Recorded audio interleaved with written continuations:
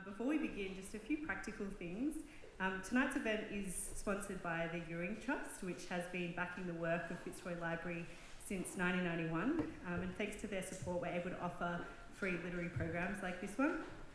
So if you're not already a Yarra Libraries member, we'd absolutely love for you to join us. It is free. And the Fitzroy Library is just located around the corner here on Moore Street. Also just some housekeeping, if you haven't seen them already, the bathrooms are just straight down the corridor and to your left. We'll ask that you switch your phones to silent, and there is going to be some filming and photography tonight, so if you don't want to be included in that, if you could just come and speak to one of us, that would be great. Also want to say a big thank you to Fairfield Books up the back, who are here tonight selling copies of our panellists' books. I begin by acknowledging that we are gathered on the lands of the Wurundjeri Woi Wurrung people of the Kulin Nation, the traditional custodians and the first storytellers of this place. I pay deep respect to their enduring connection to country, community and culture, and particularly to First Nations women who have been mothering on these lands and caring for these lands since time immemorial. I acknowledge the deep impacts of the colonial project on mothering, both on and off country, from the destruction of birthing trees to the forced removal of children to the ongoing over-incarceration of First Nations children. These are the realities that form part of the context in which we speak from tonight. As Wemba Wemba and Gunditjmara artist and mother Paula Bala says, motherhood as a sovereign woman is the simultaneous act of love and resistance. And so I pay deep respects to elders past and present and extend that respect to any Aboriginal and Torres Strait Islander people and First Nations people joining us this evening. It always was and it always will be Aboriginal land. Recently, I had the honour of watching Motherhood in the Colony, which, if you haven't heard of it, is a film by Wurundjeri artist and mother Genevieve Greaves and Palestinian artist and mother Aisyul Taya. And it documents the coming together of First Nations mothers and Palestinian mothers on Wurundjeri country back in late 2023. It's an incredibly moving film, which I highly recommend, but there are just a few lines that stayed with me that I wanted to share. There's one mother that says, "We were created from the land, from country. It's in our DNA, and that's why it's our mother." And another mother reflects that through becoming a parent, an empathy awakens that extends far beyond your own child to the world itself. My God, why am I emotional? All right, I'm pregnant, okay? You gotta give me a break. And I wanted to begin here because, you know, this conversation about becoming a mother is inherently personal, but it's also political, it's embodied and collective. It's both intimate and ordinary, and at the same time deeply connected to these larger questions of place and belonging and responsibility. So I think it asks us to consider what motherhood gives us, but also what it asks of us. So what does it mean to become a mother? Matrescence is the name for this seismic, often invisible transition into motherhood, which is a state of becoming marked by hormonal, neurological, emotional, and identity change. And like adolescence, it can be awkward, destabilizing, and transformative, yet it's rarely afforded the same compassion, language, or cultural space. So by naming matrescence, motherhood is reframed not as something that women should inherently master, but as this liminal passage of time, one that allows for uncertainty, ambivalence, grief, and deep transformation. We even know that on a cellular level, mothers remain changed. Baby cells can live in a mother's body for decades after birth. So tonight's conversation will of course explore motherhood and how it reshapes identity, bodies, creativity, and our place and our sense of place in the world. But it's also important to recognise that pregnancy, of course, is not the only way to become a mother. So while we will be touching on pregnancy, birth, and postpartum, I acknowledge that there are many ways that people relate to and enter mothering and caregiving, be that through adoption, fostering, surrogacy, abortion, miscarriage, being a non-birthing mother, being a drag mother, being a queer primary caregiver, creating your own chosen family, as well as the mothering of siblings, parents, communities, or even ourselves. I also want to acknowledge how painful these conversations can be for people who have longed to be mothers and can't be in the conventional sense, for mothers who have lost children, or for anyone carrying grief or longing around the idea of mothering.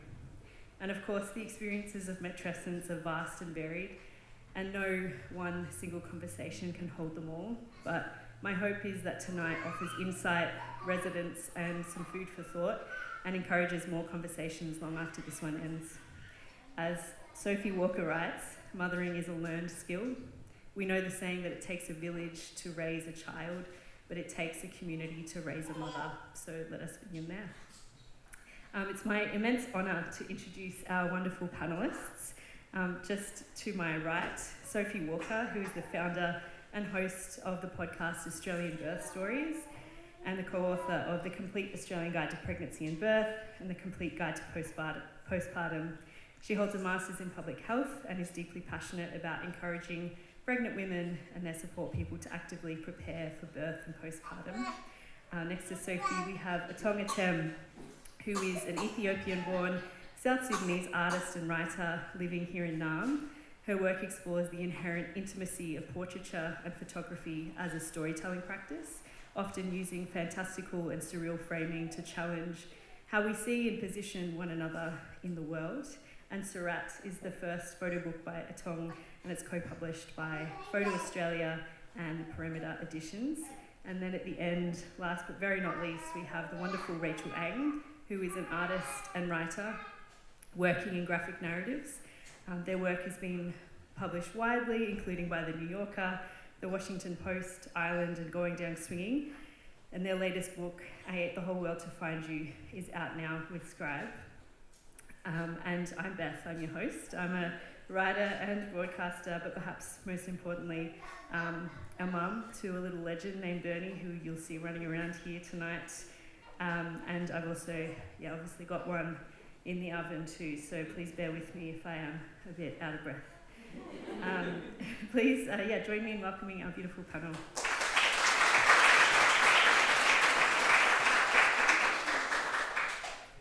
So, it's a big conversation, isn't it? I mean, where to begin? I think when I think of matrescence, like for me, I had this idea of, the feeling of becoming a mother would like happen at the birth of my baby, or maybe even the moment I became pregnant. And somehow for me, I feel like the real shift, like this unraveling of my identity kind of happened in the middle of the night when I was bleary-eyed. I was so tender, and I became really aware that I had kind of crossed this threshold that I would never uncross. And, whatever else happens in my life, I was always going to be a mum. And that felt so big in those early days. And it's, because it's a really strange thing, unlike anything else in your life, where you kind of go into this role knowing that you can never go back, that this version of you has been permanently rearranged. And so I'd really love to hear from you, each of you, about when you first felt that change. Was it sudden? Was it slow?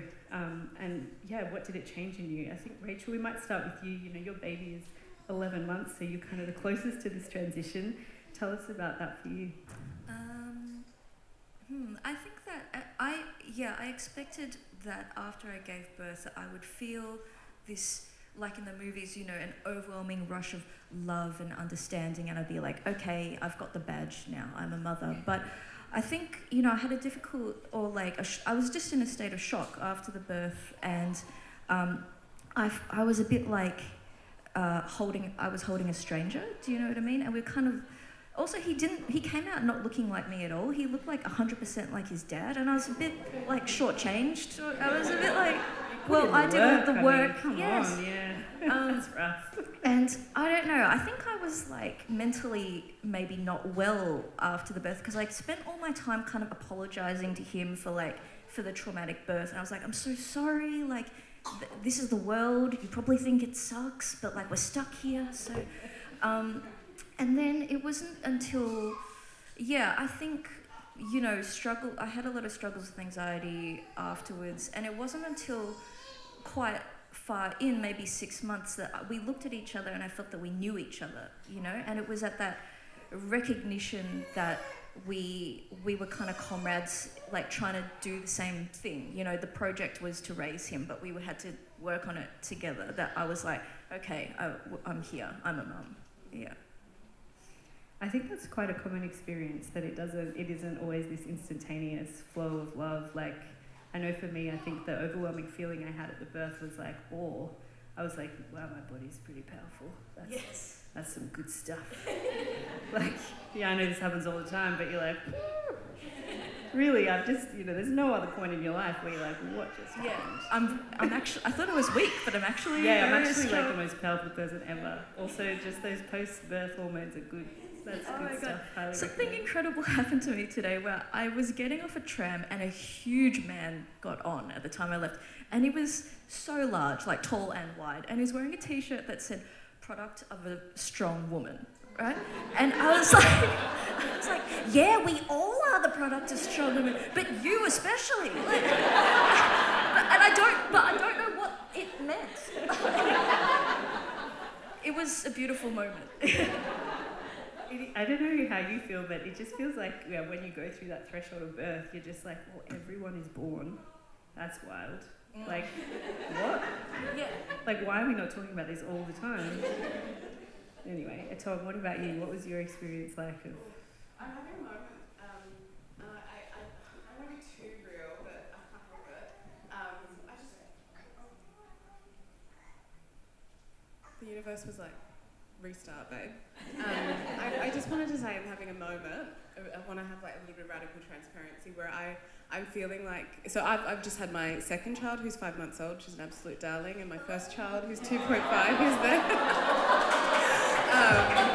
So I hold space for the fact that it might be that fact, but I'm feeling both high and extremely sensitive, and I also recognise in all the conversations I've had since becoming a mother that there is a lot of potential for us to fall into like maybe unhealthy, lurching up trauma in a way that isn't held afterwards. So I don't know what me saying this means, but I want to recognise that, and maybe that's something that might come up in the space, because I can sort of sense it building in me, like moments of like, oof, this thing that I experienced was actually quite traumatic, even though it was great. And, I don't know if I've fully processed it, and I'm sure there's other people in this room that have some of that, so we're all here together, trying our best. But on a lighter note, I had so many moments where I reckoned and crossed the threshold, and I think I will continue to do it forever. But one of them was when I was talking to my mum, when I was letting her know when I first realised I was pregnant, and I was excited about it, and I called her and I started crying, and the thing I wanted to say to her was, I'm too young, I'm a teen mum. And I was 31. Was not that.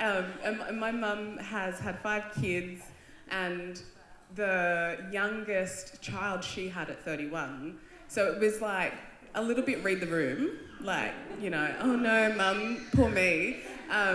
And, really extreme circumstances as well. When my mum was pregnant with my sister, the youngest, we were in a refugee camp, and then we eventually came here.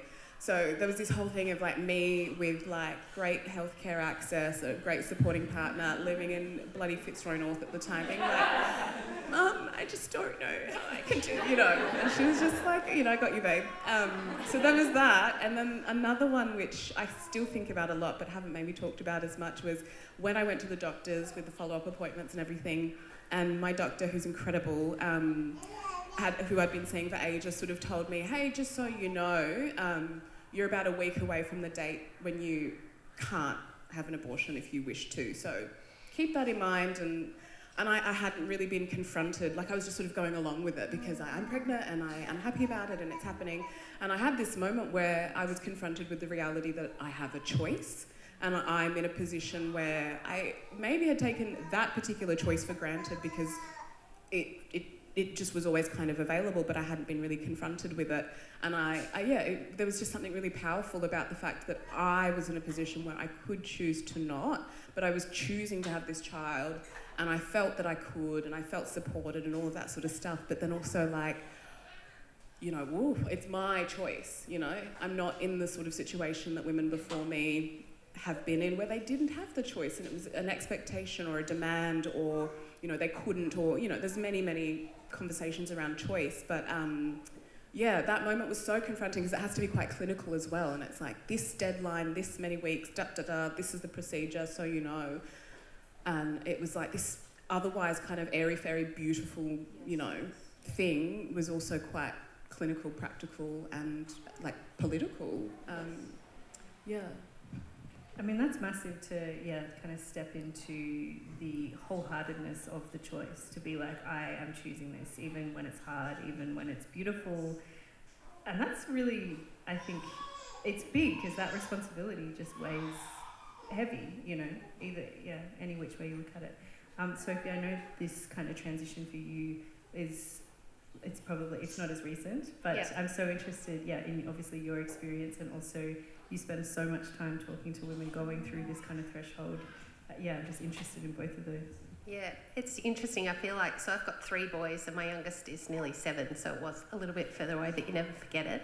And I think my mum's here tonight, and she was at my first birth, and that didn't go to plan. And I went into that so cocky. I was like, I've so got labour, like bring on the contractions. And 36 hours later, it was not the same story. But I had a very challenging birth, and then I felt like he came out, and I didn't know it was a boy, and I felt great. But then I was like, all right, I've done enough now. Somebody take this baby. And I know I now know a lot more than I did then, but they kept trying to put him on me, and obviously get my placenta out and start breastfeeding. And I thought, I've done enough. I kept handing him to my mum. My poor husband was quite distressed. He'd left the room for a while because it was a lot. And the midwife kept returning to me. I was like, guys, I've done enough. Like, look what I just produced. And then I think I really lent on my mum.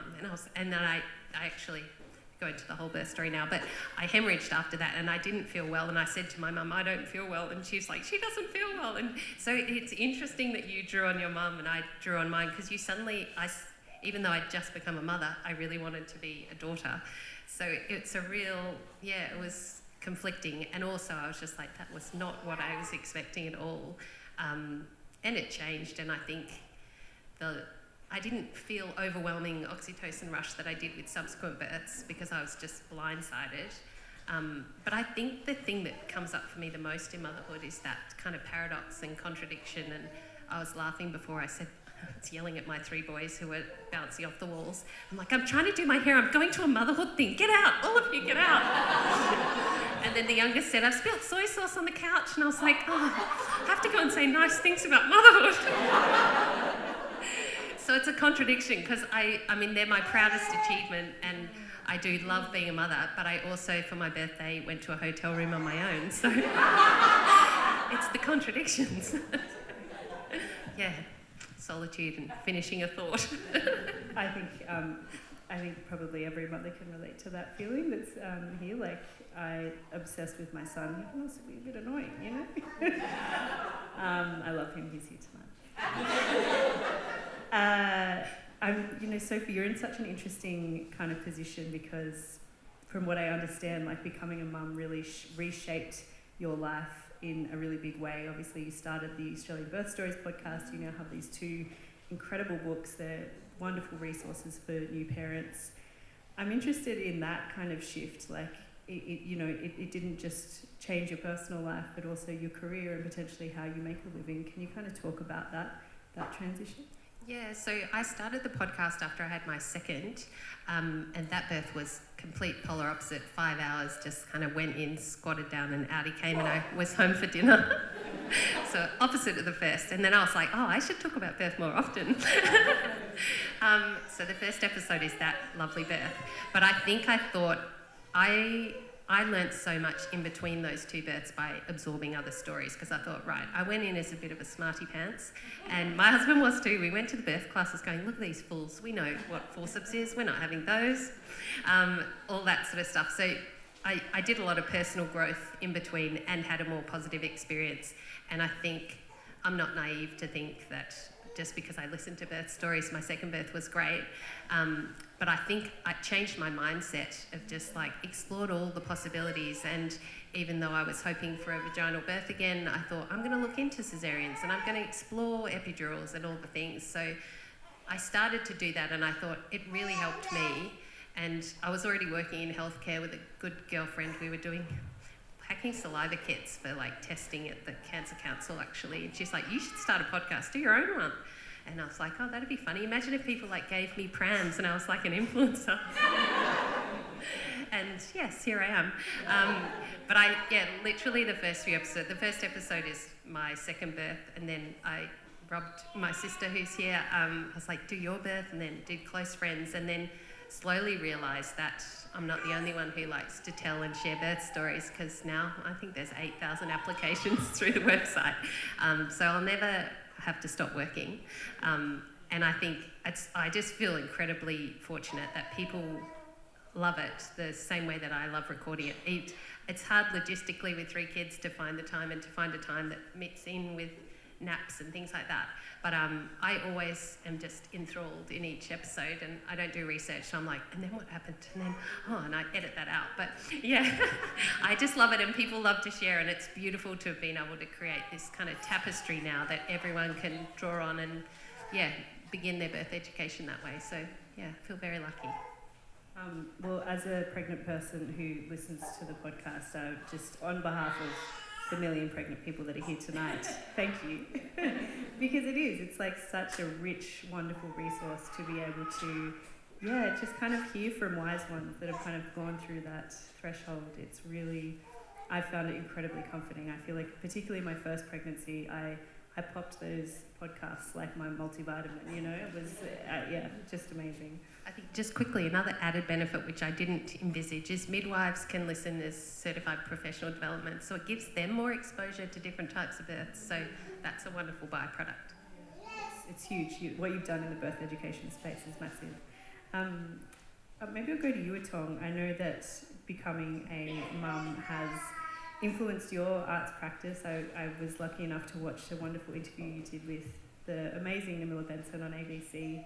Can you kind of speak a bit about how becoming a mum has informed or changed or reshaped the way that you think about your art?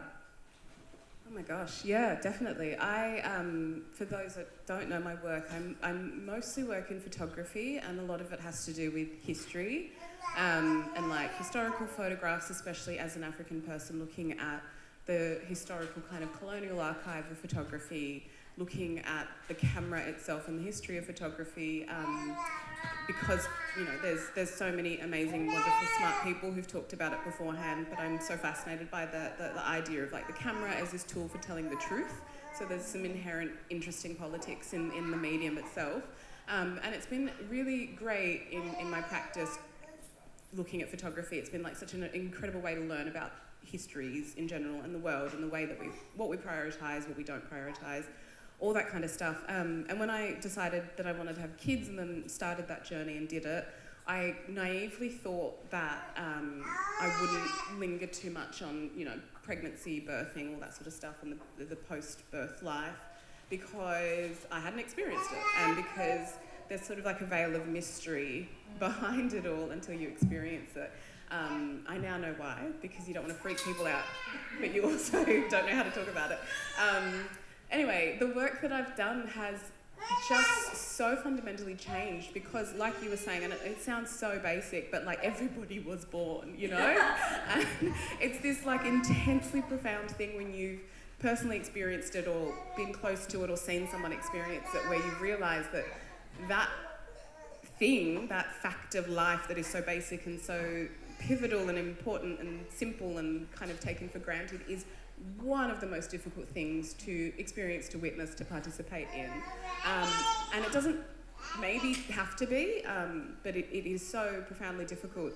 And I had also kind of, I had idealised like this like non-Western kind of traditional, either South Sudanese or East African kind of potential way of doing it. We all talk about how important the village is and all of this.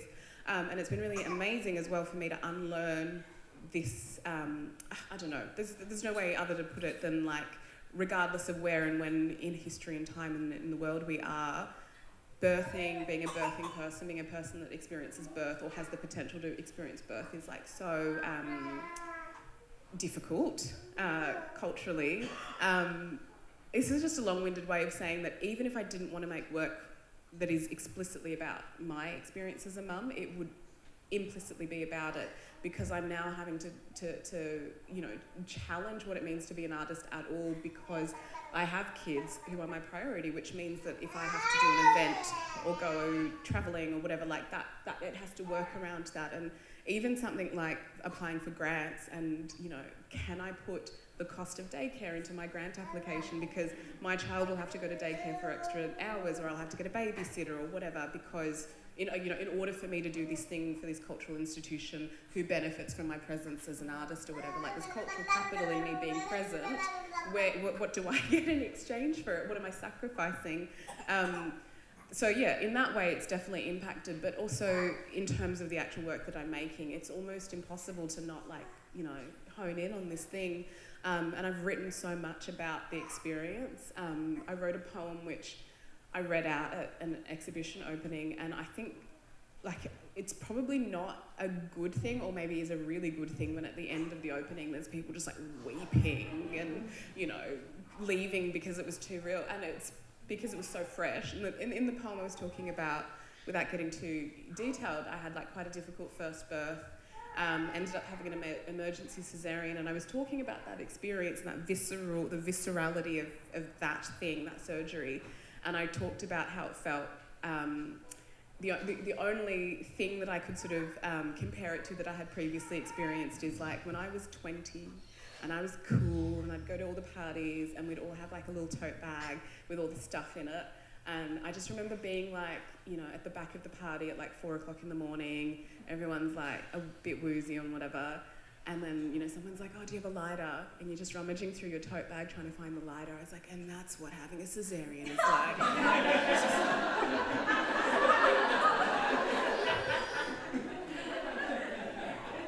Okay, I guess it's too visceral. But I was like, anyway, the point is that it's just such a... I don't know, mate. I'd love to hear what you all think about this, but I feel like I've spent, and my eldest is only 2.5, so maybe this will fade over time, but I spend so much time trying to find the right words to communicate the extent of the experience for this intense desire to feel understood and to explain, because it feels so secretive, and so mysterious. I don't know. I can't, even if I don't make art that's explicitly about this experience, it will always be tinged by it. Yeah, I feel like I just deeply relate to what you're saying. Rachel, I'm really interested in your experience. From what I understand, I think you became pregnant during the time you were writing your book.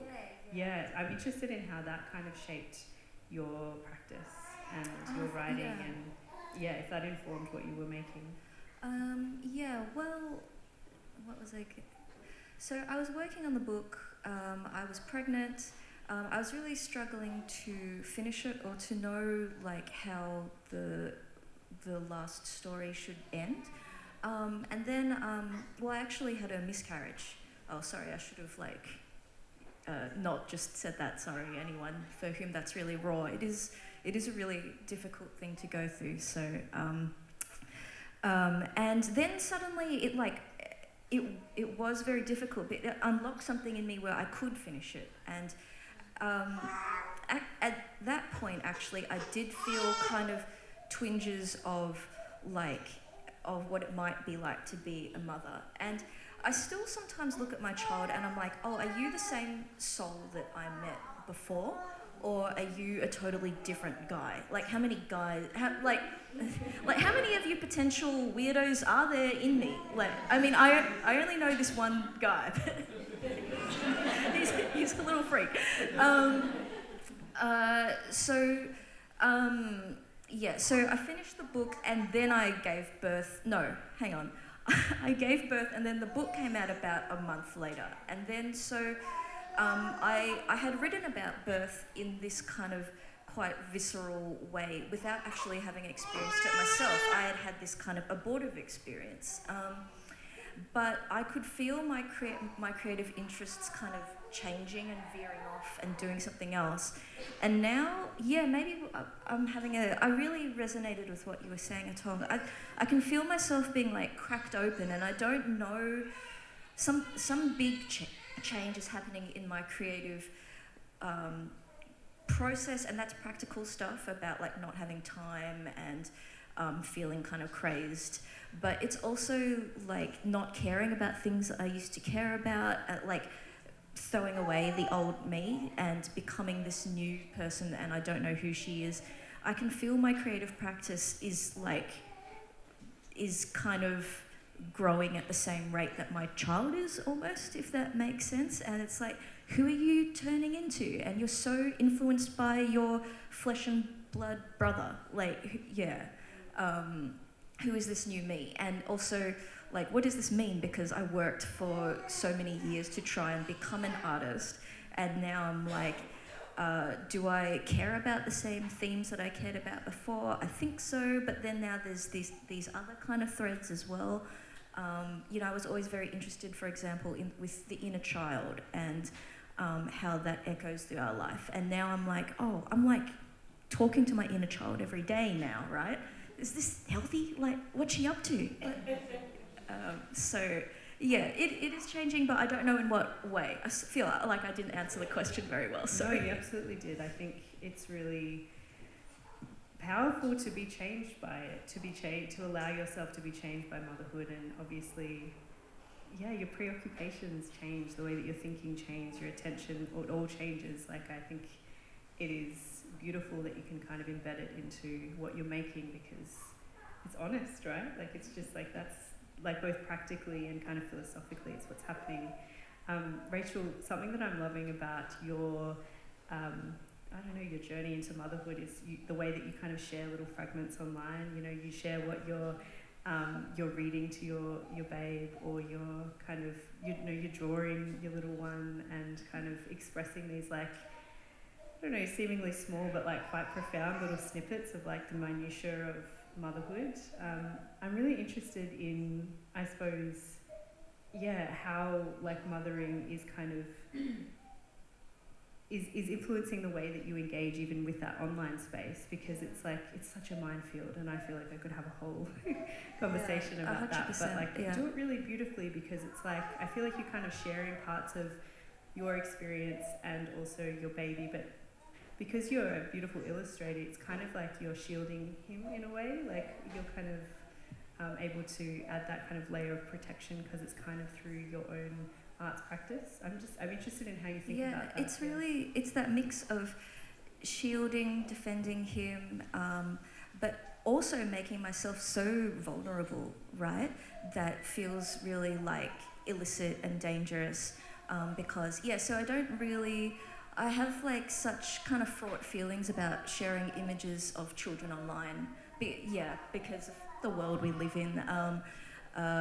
But at the same time, I love to see other people's experiences of parenthood, because it's like, I mean, I don't want to be boring, but maybe it's become my whole personality. Thank you so much. That means so much to me, because the things that I share, I guess, are more about how my response to it, or how I'm changing, or like how my creative practice is changing and being reborn. It feels extremely vulnerable.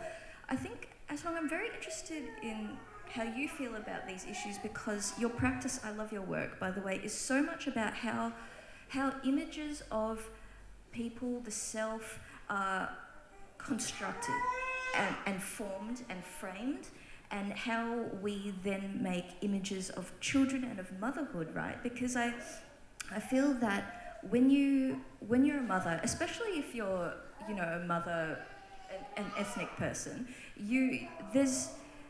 society supposedly loves mothers, but we're also subjected to great scrutiny, right?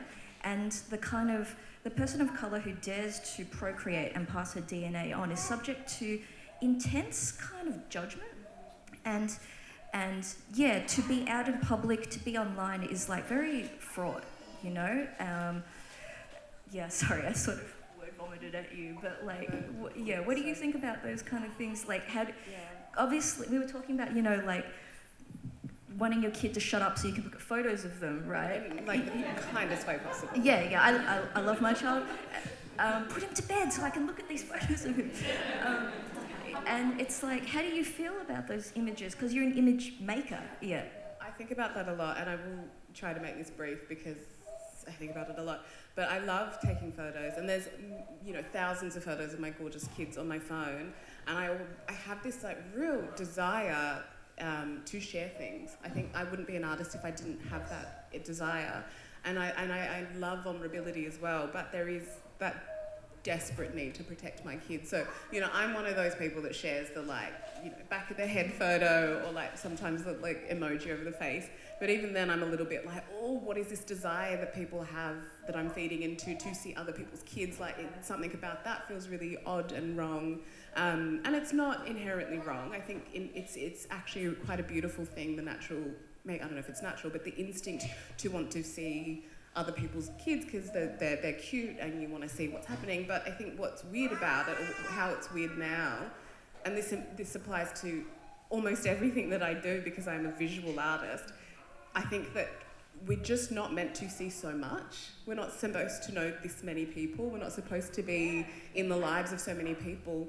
A lot of the things that we instinctually want to do when it comes to sharing is things that are, I mean, I have quite a short, brief, close connection to maybe a version of human society as it might have initially been before we all got screwed over by powerful people, which is, you know, my mum's stories of growing up, and my dad especially. My dad grew up in the village in South Sudan, and he had no contact with white people until he started school. You know, that was his first contact with white people. So he's so from that generation that there's a practice that they did when, you know, young boys were initiated into manhood, where they had the 4 front bottom teeth pulled out, extracted, you know. So there's not that many people that have that, but my dad has that because he just happened to be one of the people that was far away enough from the colonial powers that he got to live in that life. So I have a real, you know, my parents who are still alive,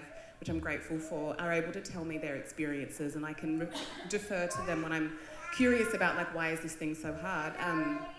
And within that, it's like you lived in such intimate, physically intimate, you know, saw so much of, like, you saw people's bodies, you experienced other people's pain on a physical, visceral level. Death was very, very close to you.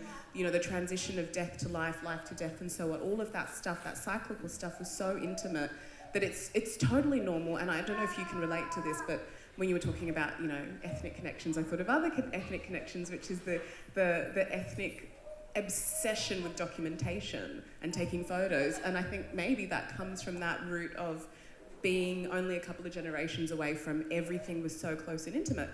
And I have to try to reckon with that quite a lot, that when I am sharing things, it's not, you know, my children shouldn't know as many people as they do. And what does that look like? How do I then navigate it? Because this is the world that I live in, that I can make a post. And it's happened a couple of times, which is why I don't want to share too much about my kids online, but I'll make a post about, I don't know, I went and had ice cream at this really cool new spot. How great is it? I'll run into someone I've never met before.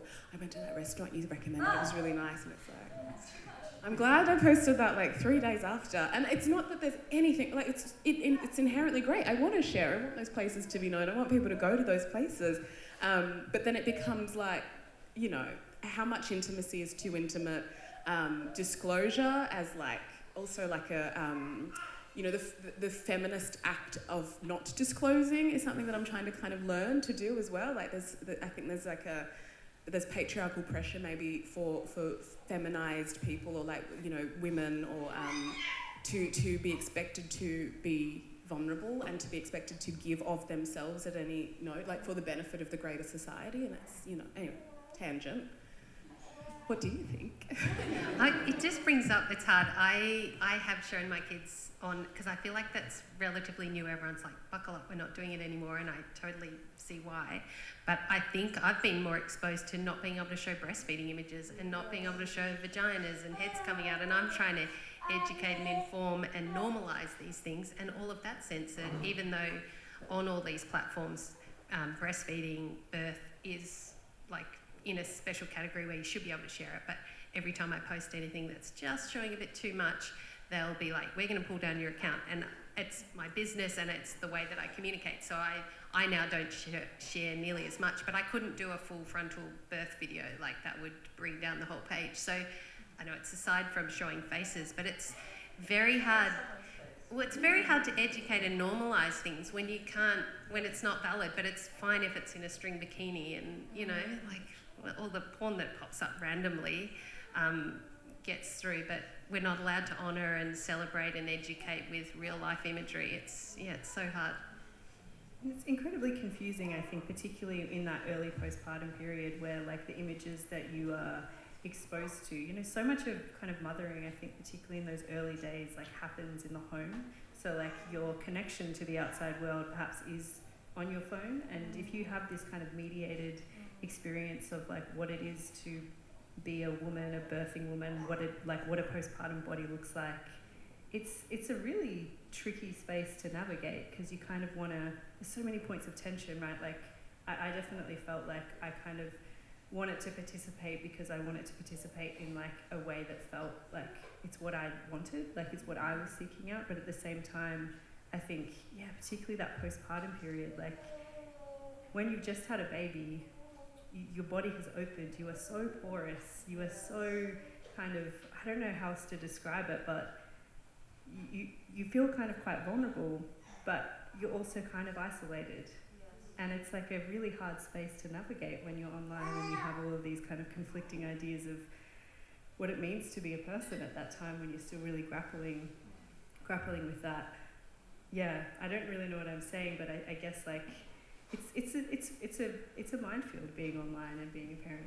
I think it's that thing of, it was interesting you saying how, yeah, we're taking photos to share with our extended family who aren't close with how we're designed to live and be in close contacts, and you would see perhaps in a village someone's bleeding for weeks on end. I feel like all your friends, even you're trying to, like, sugarcoat it for people because you don't want to go, oh, the first 6 weeks you'll be fine, but you know, so hard and you're still bleeding and everything's swollen, and you know, you don't want to rattle that off, but you also want to just slowly seep it out, which is kind of what we've tried to do in the books. But, like, you can't prepare and be ready and not feel like, oh my God, I'm doing it wrong and this shouldn't be happening if you haven't heard it. So it's that real juxtaposition of how much do you share, and now, because we live in this age of social media and social sharing, we sort of talk about creating a virtual village, but it's obviously censored and it's got algorithms pushing out what it wants, and yeah, it's probably going to push out the mum that's in active wear and looking like they've got it all together and their hair's done and their nails done, rather than the crying mother with the milk damaged top and all of those things, because I recently saw a study about that too. So it's like you can try and portray realistic, raw imagery, but you know, the bots and things are working as well, so it's hard. And I feel like this is, you know, why so many of your resources are so fantastic, because it does expose, I felt personally, just exposes you to a range of possibilities and just normalises what can happen, what does happen, when you might not see that. And I think that speaks to, like, our larger culture around birthing, around motherhood. Like, I know for myself, I'd never been to a birth before I birthed, well, obviously my own, I was there, came out, but thanks, Mum. But, you know, like, before I had my son, I'd never been to a birth. Now I'm, like, very lucky that I've been to my sister's labour since, which is incredibly special, but, you know, a lot of it happens kind of behind closed doors. Like, a lot of Western culture is about, you know, having nuclear families. It's about, it's hidden, you know, all of these kind of intimacies. You don't learn. You're not exposed to that growing up. So I think I said this to you before, but, you know, when I was pregnant with my first, I felt like, and my partner said this to me many times, like, you were, like, studying for the exam. And I was, but I was like, there was so much to learn. You know, it's like a whole world. It's like, you kind of have to learn what birth culture we are birthing into before you can even decide what it is that you want, before it is that you can decide what you want to advocate for, how do you want to advocate for yourself. And that is so much work at a time when your body's working, you know? And you learn terms like, oh, the baby blues, and you're like, okay, so I should expect to feel sad on day 4. But you don't get told, like, it's the biggest hormonal drop that you'll ever experience. And I think if someone told every pregnant woman and they learned that, oh, my estrogen, progesterone's all going out with the placenta and I'm going to feel the lowest and the biggest contradiction hormonally, then you'd be a lot more gentle on yourself and you'd perhaps put some more things in place and not just go, oh, you know, I'm crying about everything and I'm leaking from everywhere. You'd be like, oh, okay, this is the hormonal which I'm ready for, which is normal, and support yourself appropriately. But yeah. It kind of reminds me, I don't know if you've experienced this, but, you know, when you become a mum and then you, like, realise your friends or, you know, siblings that have become a mum, you kind of do an apology to her because you realise it's really hard. And you're like, wow, I didn't really show up for you in ways that I would have liked to. I definitely felt that way with my sister. But, you know, and it just feels like one of those transformative experiences where once you know, right? But I don't know, I'm kind of interested in, like the proximity to people around you that are kind of going through these experiences and how it's perhaps helped or like informed the way that you think about the changing body or like the changes that you've all gone through to become a mum. The proximity. I just wanted to say you're a really good person for doing the apology tour, because I won't throw my partner under the bus. I shan't. Because it was actually more me than anything else, but we're on a different kind of tour. We're trying to like convince all our friends to have babies just so that we can be like, I told you. Like, remember when you made us go to that event and we really didn't want to because the baby was young, you know? Like, so hopefully, you know, give it 5 years. We'll have, absolutely. But on that note, the whole kind of community thing, it is so interesting and difficult, because I think my experience and what I'm trying to change as a member of also, you know, a community of people who might have babies or will you know, look after people and whatever, is that there is so much pressure to define and to, you know, make reasonable and attractive, and, you know, there's like all that weird kind of right-wing pressure for people to procreate in a really specific way, and, you know, obviously there's an expectation of how you're supposed to look, you know, before, during and after, and like there's so much there, and it's really hard to figure out, I suppose, how to give advice and support and whatever without, like, genuine advice, because people want to know from your own experience without the, you know, the person that's studying for that exam taking your advice, your experience as, you know, textbook, this is what I should expect. So it requires like a lot of vulnerability to, you know, to hear the person and their experience as just that, without everything else that's being inundated. Yeah, what's your experience with that, being in the community? Yeah, I think that, with friends who are about to go through the same thing, I often feel a bit nervous about sharing one's experience, because as you say, I want to be like, it's great, come join us. You'll have a great time. And also because I'm like, you know, you need your oxytocin to be high. I don't want them to go in a spirit of fear. I want them to go in feeling strong, as they are strong and they're capable of doing it. So I think I'm kind of like, ask me anything, but I'll try to, like, am I trying to be too positive? I don't know. But I think that's what's good about Australian birth stories, is that because there's just so many stories, there's a bit of a balance, a good balance, I would say, between like positive experiences and, say, less positive experiences. But yeah, I don't know. I mean, if someone asks me for advice, firstly, I just feel so kind of like honoured that they see me as someone to ask anything of. But yeah, I'm very lucky that, you know, I know a lot of other mums who I ask for advice, and they're very generous with their time. But yeah, also my own mum is a midwife, so I think I went into it like I was empowered in that way. Yeah. I'm curious about, I imagine you've gotten a lot of feedback from people who've listened, and I wonder if there's any trends in the feedback, like how people are responding to such a variety of stories. I get a lot of lovely messages, and I'm often the first person people tell when they're pregnant. Like, I haven't even told my partner, and I was like, yeah. There's a trend in applications that are a lot more, and I mean, 1 in 3 births are traumatic, so that makes sense, but I feel like a lot more people want to share their negative experience as a cathartic, safe space to process and to kind of let other people know. And I think what's lovely is when people say, oh, I was being swept away to have an emergency caesarean, and I remembered that episode where she said, oh, just ask for her own blanket and her own music. And so when people can take away elements like that, it's amazing. But yeah, the feedback is really lovely. I've taken a stand and not done free births, so the Free Birth Society hate me, so I imagine they wouldn't have come, but yeah, they're not a fan. But and I think a lot of obstetricians aren't a fan because I think I'm putting a little bit more pressure on the MGP programs just because statistically I think a lot of positive stories, research supports that if you have a known care provider throughout your birth in your postpartum care and led by midwifery, that you will have a more positive experience. Not to say you can't have a positive experience with an OB at all, but it's challenging. Free birth's only the negative, and if I ever mention vaccines, people come for me as well. But I've got a public health background, so I'm medically aligned.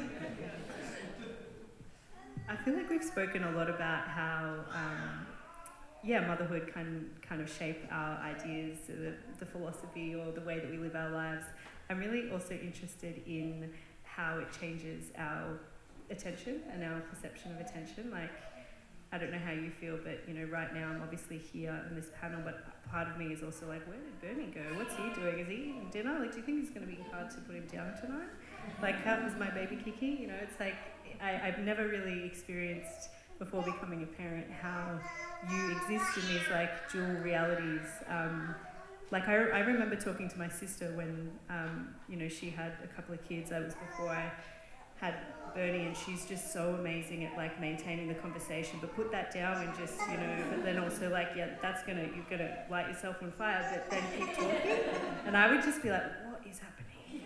Like, I cannot follow this train of thought, but I like to think that now I've gotten a bit better at it, because you do this kind of split attention is your new reality, and like it's kind of shifted a little bit from like newborn times, but not really. You're kind of always existing in these multiple spaces. I'm interested in like how that has been for all of you, and how you've kind of perhaps adapted to that. As that felt really like true and present for you. I feel like you're the youngest baby. You're speaking so eloquently though. Oh, yeah. Thank you, ADHD medication. I think it's so, as you're saying that, I'm like, what's going on over there? But I think life is fine, and I'm very grateful to have the world's best partner, and I don't say that lightly. I've tried all of them. Anyway, I think, the split kind of, it's so interesting. I just feel like as soon as I gave birth, it's like I was struck by lightning and completely fractured into a million pieces. But there's so many things I could say about it, but the one thing that I don't know if it's everybody's experience, but what I felt really profoundly with that whole kind of being pulled at 17 different directions all at once is that it's forced me to be super decisive and to just get something done. And I've not historically been decisive nor good at getting things done. And as an artist who works for myself, I've had the privilege of being able to kind of just float around for the majority of my adult life. And it's been great. Like, I've been fine for the most part. But because, there's a child that needs to eat at a certain time and needs to blah, blah, blah, like all these things have to be done. And without getting too deep about it, I think if you have, I don't know if this is the case for everyone, I'll just speak for myself, but like my self-esteem, whether I love myself that day and will want to take care of myself that day is so irrelevant because it's about somebody else, So I've been put into a position where I am forced to make broadly great decisions daily that also positively impact me because I just don't have the choice to and ah about it. And that's been really, really, really interesting because, and you spoke a little bit about this when you were talking about your interest in like inner child and all of that stuff. And I know psychologically there's lots of different thoughts about the concept of the inner child, but I love it conceptually. It's been a really interesting thing parenting my children and realising, ways in which I didn't parent myself well, or ways that I was, parented in a way that wasn't maybe ideal because of circumstances and whatever. So it's like I'm parenting so many things all at once whilst also practically looking after these little kids. You're nodding furiously. Yeah, well, I've actually entered a new chapter and I feel like it needs to be a new podcast because I'm in perimenopause now, but also mothering young kids. And I feel like a big thing of perimenopause is starting to go, actually, I've got opinions and rights and things as well. So I'm trying to impart that on my boys. I'm like, Mum doesn't like that. And actually, she prefers not to have a lot of noise. So we're all going to turn that off. I've also got noise cancelling earphones. I sound like a bad mother. I do really love them, but I think they all have ADHD. Their dad does. We're in the process of diagnosing. But I'm the person who I know needs downtime and to withdraw and have quiet space. And I'm learning to say that's a trait that I need and we need to work as a family because we're trying to say, well, Dad's not good at remembering, so we accommodate for that. And another child gets quite anxious and we're like, well, Nick gets anxious if we're not on time. So we're trying to, and I say, and Mum needs you all to be quiet now so I can get the dinner on and things like that. But I think I'm in a stage now where I'm like, I've actually got a right to have my own feelings and opinions and I'm putting my foot down a bit more, but my kids are a bit older. And I think a huge new chapter is having them all at school. So I now feel like I prioritise having my quiet time and doing things that I want to do in that time. But you guys have got a little way to go. Don't leave it that long, sounds though. great. What about you, Rachel?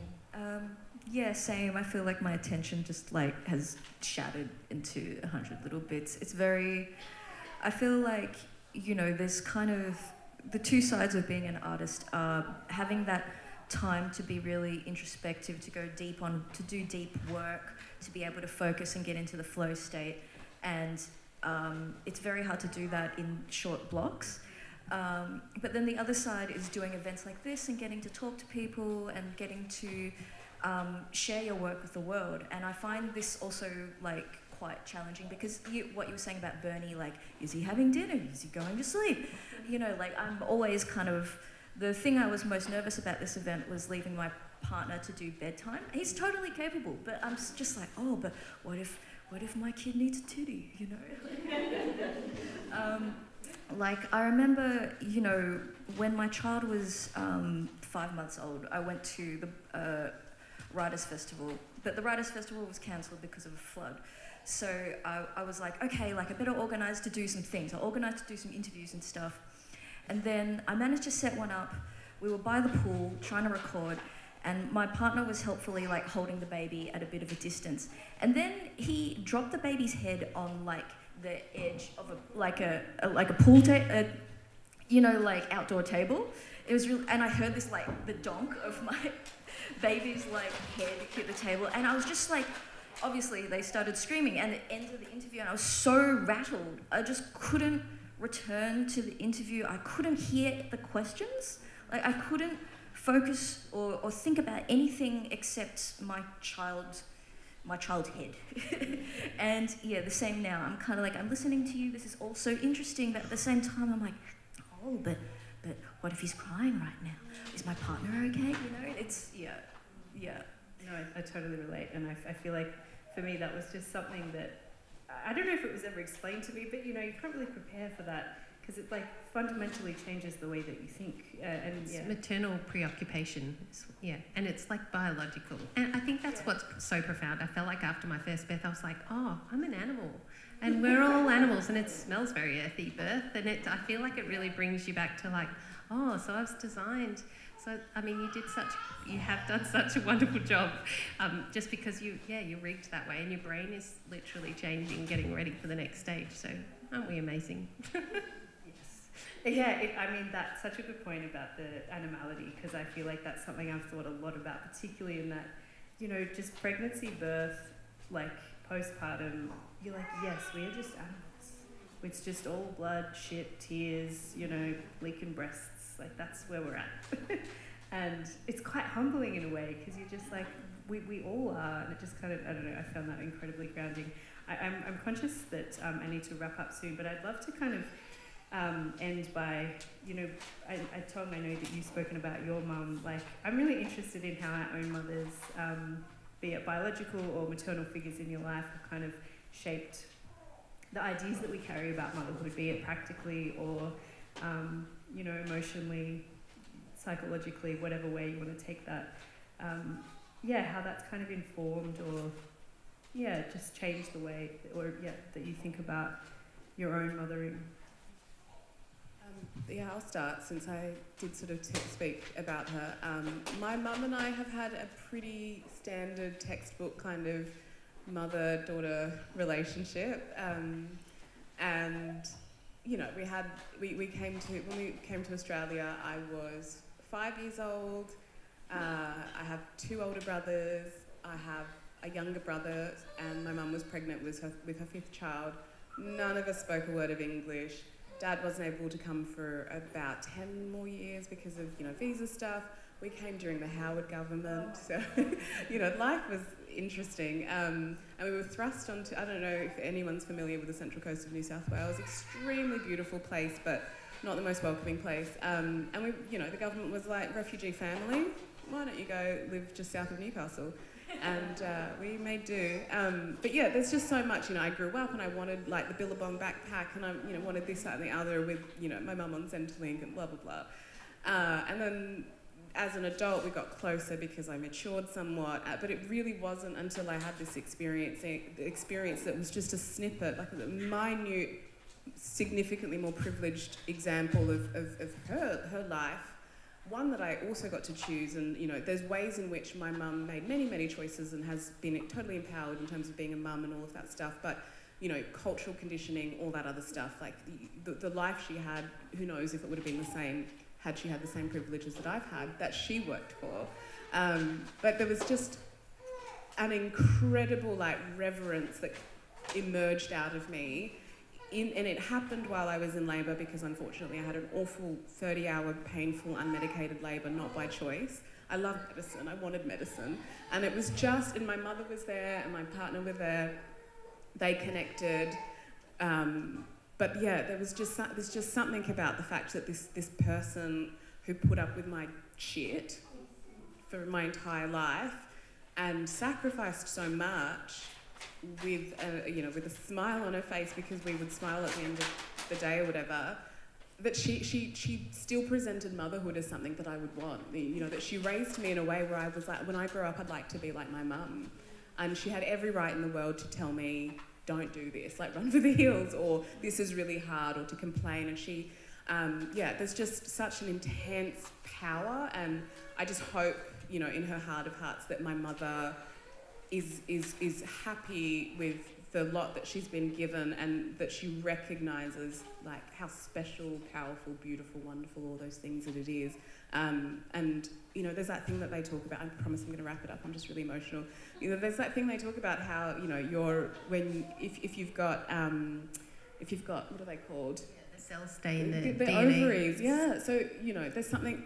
I know the eggs that you're born with, your eggs.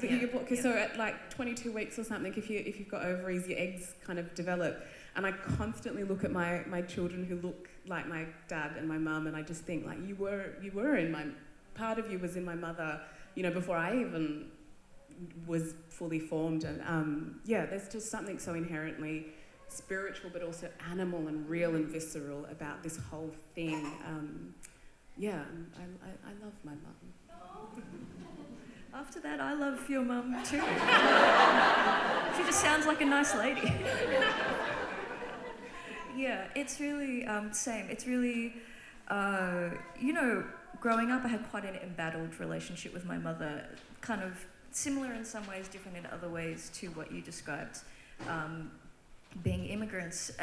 But I think that, my parents always really wanted grandchildren, and I was always like, but why? You didn't enjoy being parents the first time, so why would you want this again? But then, as soon as I had a child, like seeing how it recontextualized my relationship with my mother, and that we were people that had been through this same threshold, and the love that she has for my child is really just so moving. And you know, like being a grandparent, it looks so pure, right? Because as a parent, you know, there's joy, there's love, but there's also anxiety, there's also like all this worry all the time. Whereas my parents are just like, what a cute baby.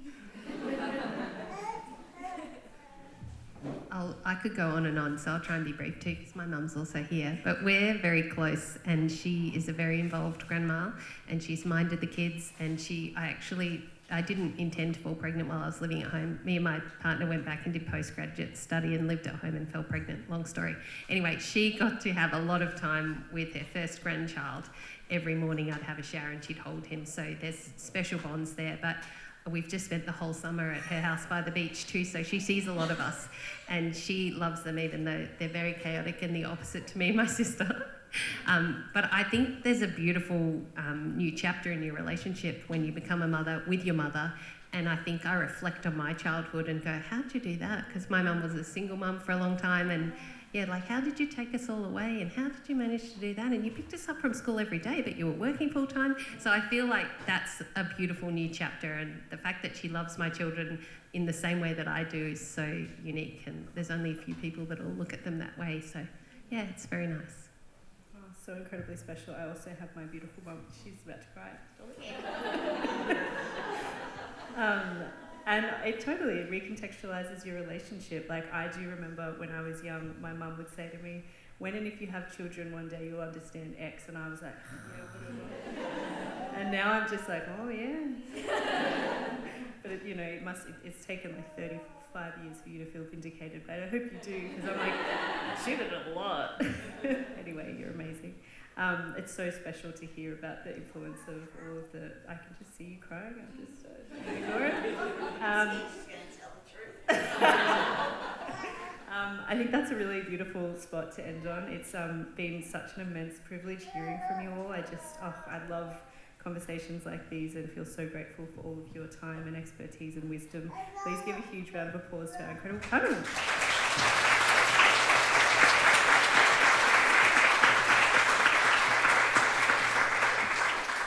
I would encourage you to stick around. We'll get books down the back. Please, buy their books. They're going to be signing at the back too. But yeah, thanks so much for coming.